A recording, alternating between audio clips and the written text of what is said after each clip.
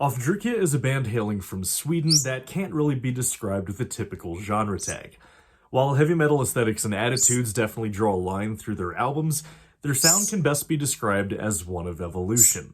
No two albums sound the same pretty much, and to me this is what makes this band such an interesting wild card in the new Nordic music scene. Especially considering that with each album, folk and neofolk aesthetics become more and more central to the sound too.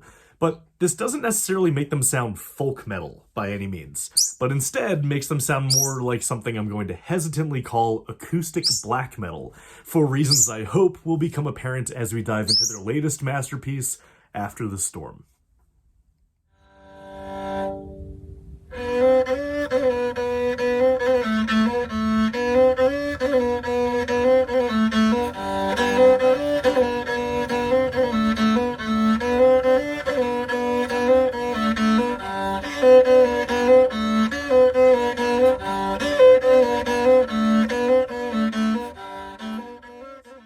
Now, before we talk about any particular tracks, I want to talk about three key aspects of this album that really left an impression on me on my first few listens.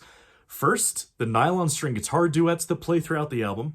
Second, the atmospheric vocals that float atop the instrumentations. And the way that the black metal aspects of this album I talked about earlier bloom as the album goes on. So about the nylon string guitars, unless you explicitly go out of your way to listen to classical guitar, Spanish guitar, or even early jazz guitar like Django Reinhardt, for instance, the typical listener in this style of Nordic music doesn't get much exposure to the really intimate and gentle tones of a nylon string guitar. In this album, though, they're everywhere. You're almost constantly listening to one, if not two, nylon string guitars playing beautiful interweaving parts between each other, which alone makes this a pretty unique album in this new Nordic music scene. Now, for those of you who remember, in my interview with Hindarfjell and Torolf, we spoke about how there just aren't enough guitars in general in this music scene. And I think After the Storm is a great first encounter with classical influenced guitar for a lot of people who are looking to explore more of that kind of music. A great example of this is in the opening track of After the Storm, The Light.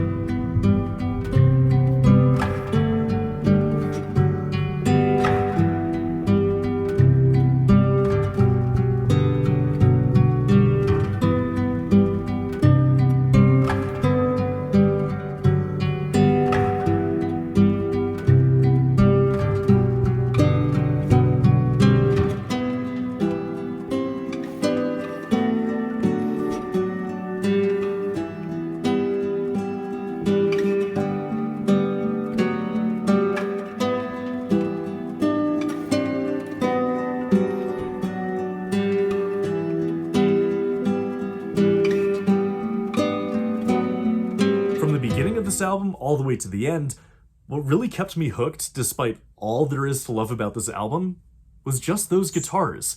The way they work together, the way that they create this really melancholic atmosphere that has this hint of intimate tenderness to it. I just can't get enough of it, and I hope that for those of you who are listening to this style of guitar for the first time, I hope you get hooked too. So regarding the use of voice on this album, I don't think there's anything I can really say about the way that both the male and female voices work together to create a real dreamy, introspective veil over the music that wouldn't just better be communicated by listening to it. The best example of this is on the title track, After the Storm.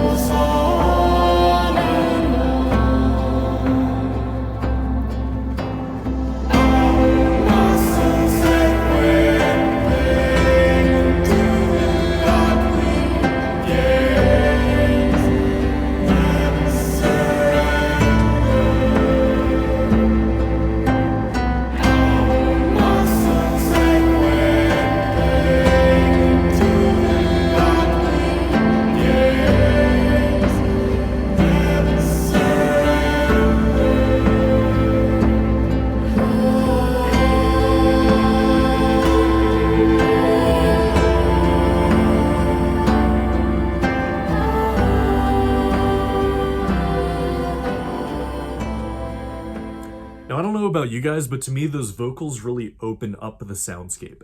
They really do a lot of legwork in creating this melancholic, introspective atmosphere that really defines the sound throughout the album. And together with the guitars, which I talked about, we're also creating that same type of sound.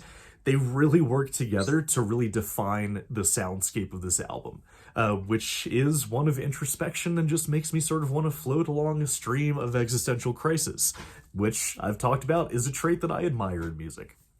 So this leaves me with having to explain myself about this acoustic black metal thing, which might have more than a few of you scratching your heads. This album starts off purely as what we expect from a dark folk, new folk, or new Nordic music album. The dark ambiance, the presence of a nyckelharpa, brooding lyrics, and even a skull and forest and blood-filled music video leading up to the album. To put it simply, the orchestration, the instrumentation, the mood, and the ambiance that's established in the opening track essentially leads you to believe that this album is going to be a dark folk album of sorts.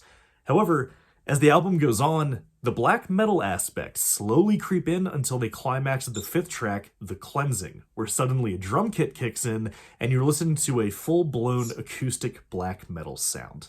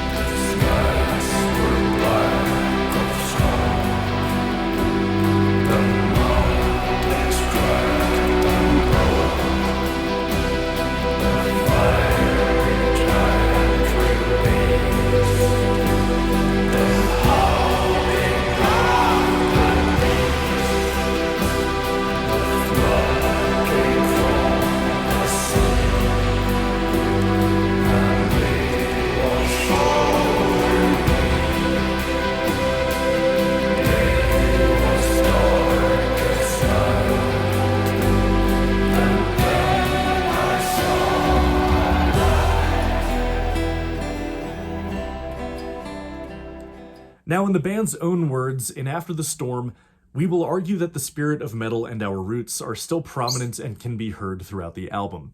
The somber mood and atmosphere would be the one thing that has remained constant in our music throughout the years, and that is unlikely to change anytime soon, but never without the presence of hope. A beam of light piercing through the darkness. This might seem familiar to dedicated readers and viewers of the Nordic Sound channel, as this is a core aesthetic and philosophical tenet of Nordic music that I've found throughout working with this music myself and spoken about quite a bit over the last few months with other artists.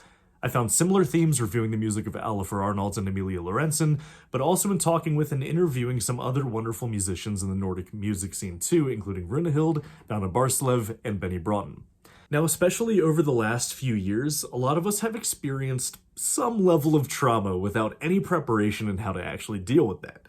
But as is a stubborn habit of humans, we continue to look to the arts, and particularly music, as a means of catharsis, and a way to work through our trauma in a way that is meaningful to us. This, I think, is what draws many people to the Nordic sound, be it smiling with a tear in your eye in the music of Emilia Lorentzen, or cathartic lamenting in the music of Ofdrykkja. Some of us do find that beam of light piercing through the darkness. And that's really what I think that Ofdrykkja does best, especially in this album, After the Storm. And so, friends, that wraps up this review of Ofdrykkja's After the Storm.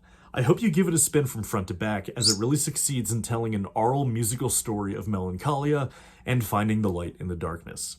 If you like the content, be sure to subscribe, like, comment, and definitely consider joining the Patreon to support me in the most direct way possible. As always, you can find me on various social media platforms, so don't be a stranger. Next week, I'll be reviewing a band that shows you what happens when you mix Swedish trad with a ripping horn section. So definitely ring that bell here on YouTube if you want to be the first to learn more. Thank you so much for listening, and I look forward to seeing you on the... thank you for listening, and I look forward to seeing you next time on the Nordic Sound channel. Now it's your turn. Nope, just interrupting. All right, cool. See you all next time.